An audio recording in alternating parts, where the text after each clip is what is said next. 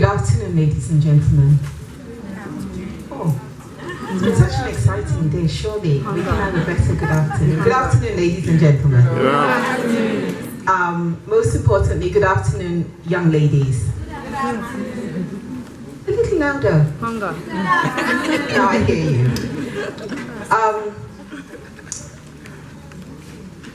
Dr. Elubi, our wonderful array of distinguished guests from high commissions, ladies and gentlemen who have driven tirelessly and worked tirelessly in STEM. I see Dorothy Gordon there, for instance, who's worked tirelessly in STEM for a number of years.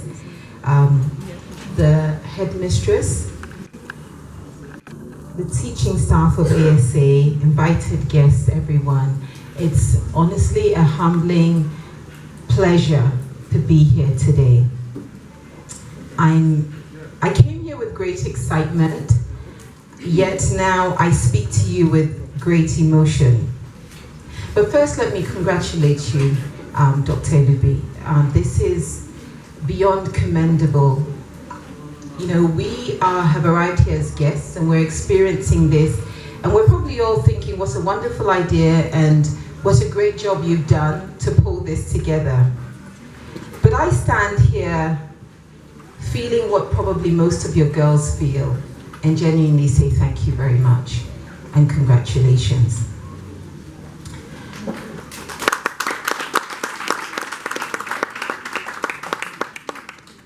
I came here today because I wanted to speak to the girls. And so I know some of them have vacated their seats. I hope the ones who are not seated can hear me, because I came to speak to the girls. And I came here to tell them three things.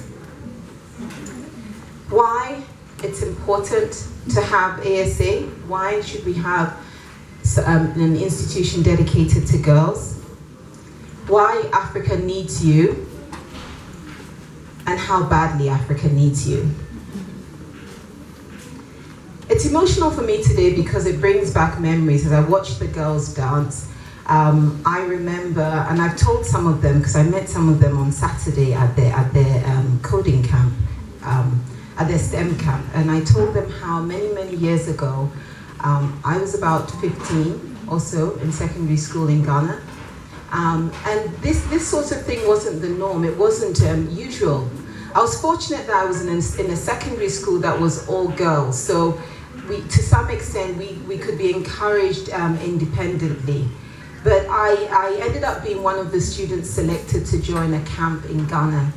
It was both, it was co-ed, but it was a camp, and it was a very special experience that stayed with me, to be called upon to go away, to be housed during your summer holidays, and to be taught new things that weren't possible in your classroom, because quite frankly, your school didn't have a computer that you had access to, let alone your classroom. So it was an extremely special experience.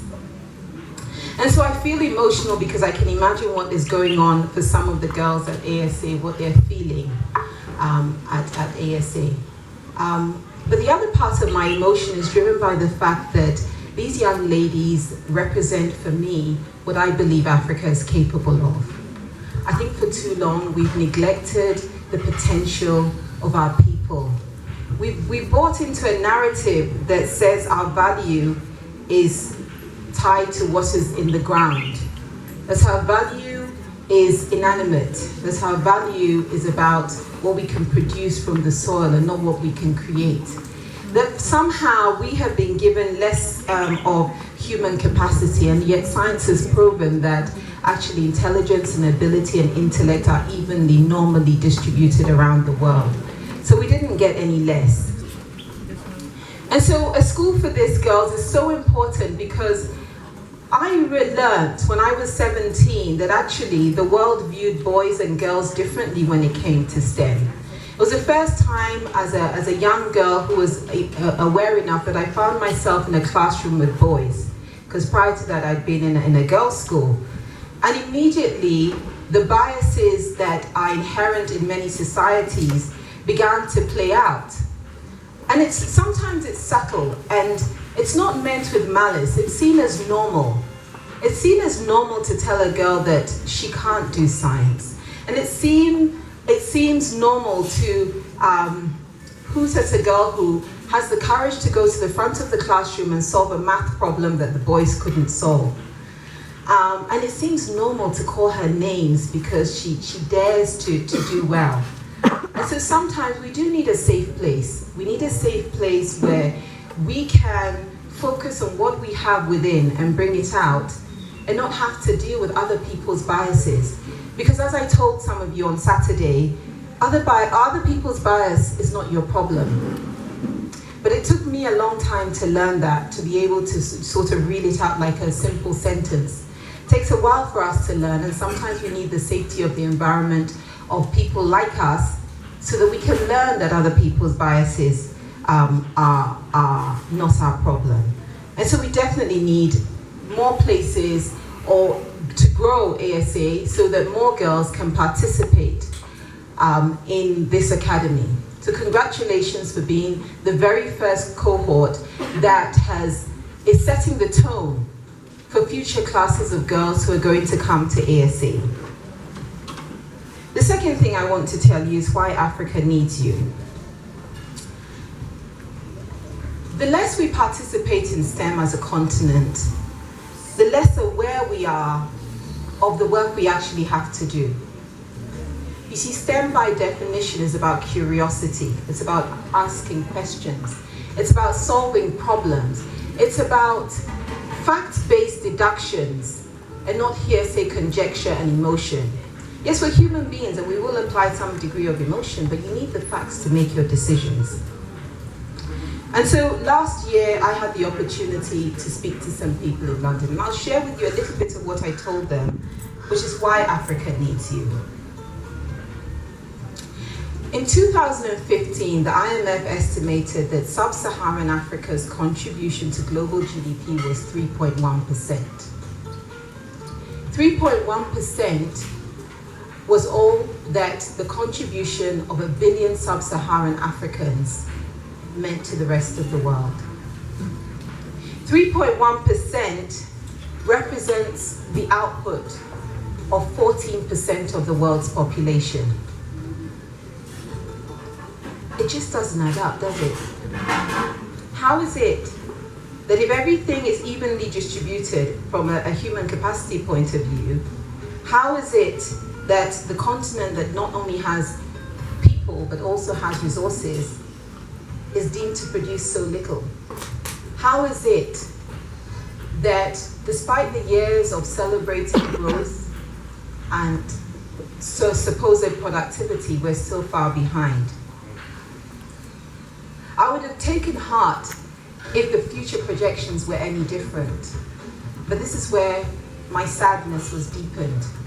Because IMF projects that in 2021, the GDP contribution of sub-Saharan Africa to global GDP will be 3.2%. And the mathematicians amongst you young ladies know that there's no statistical difference between 3.1% and 3.2%.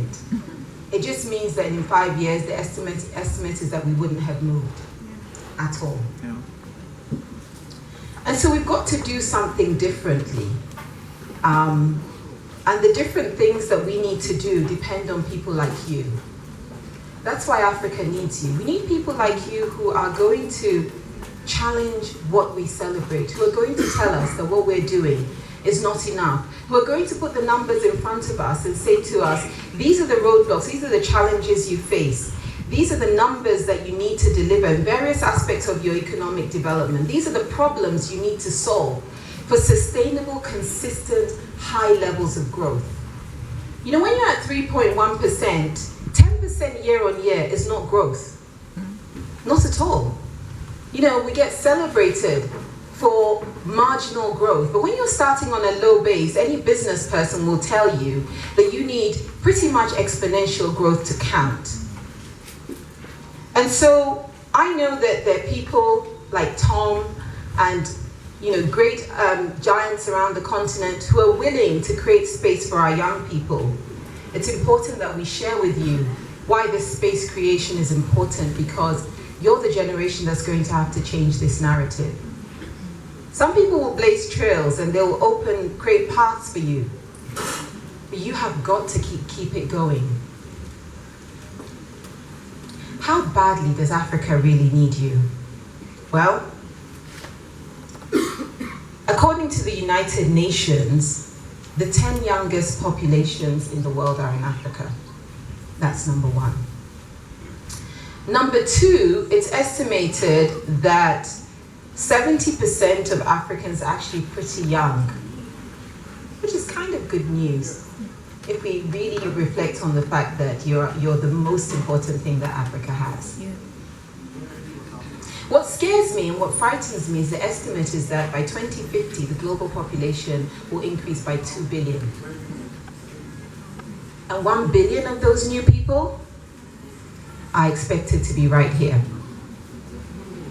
In your lifetime, and hopefully all our lifetimes in this place today, Africa's population is going to double. So if we think we have an inadequacy of services, of access to education, of access to good health care, of access to jobs and opportunities, we ain't seen nothing yet, as the saying goes.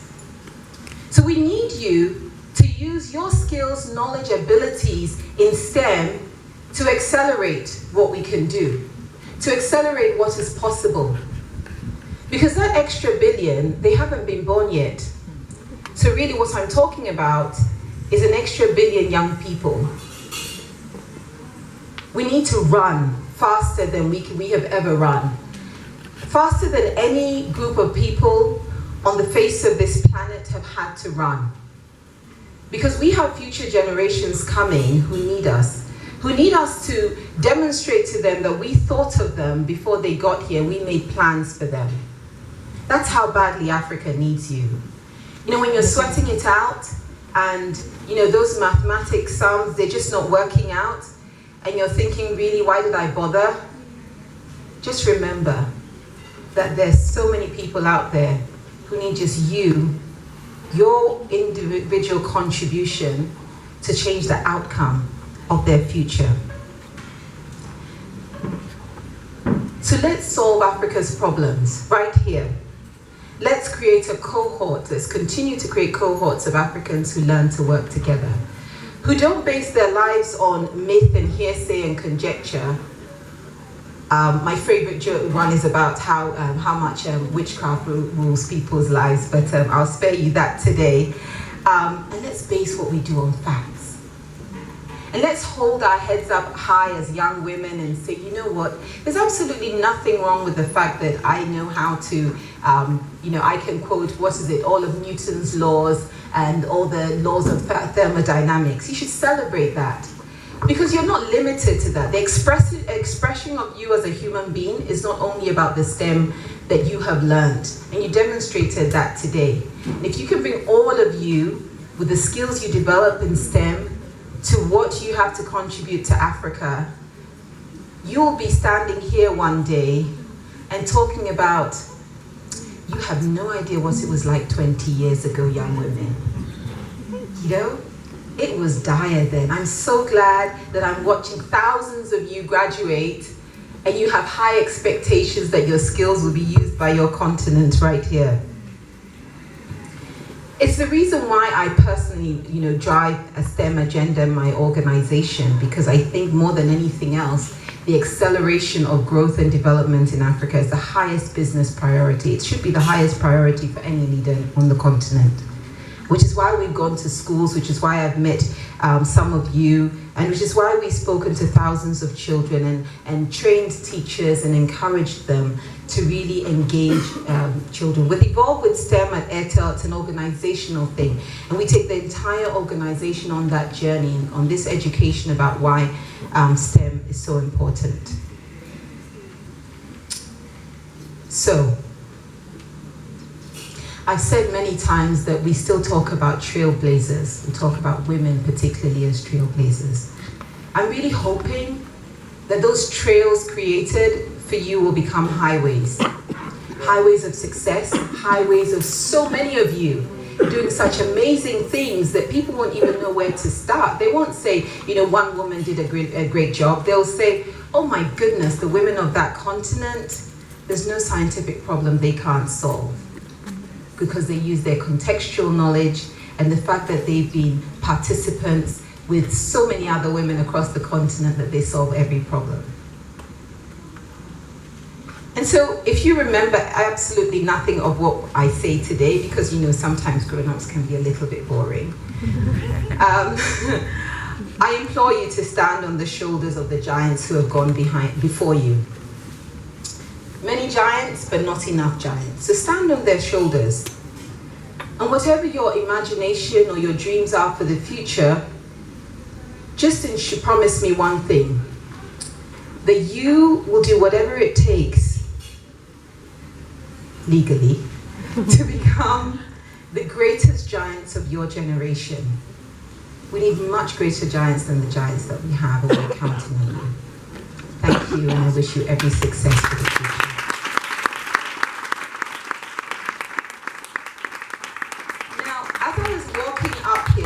I did. Dr. Luby took me up on a challenge, which I'm going to hold him to.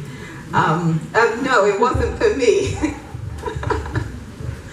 So we need just 1 minute of music, because Dr. Luby is very convinced that he can outdance me. Now, girls, I can't let you down, can I? I mean, come on. We've got to show them what we make. So 1 minute of music, and he has to prove to me whether girls rock more than boys, or the other way.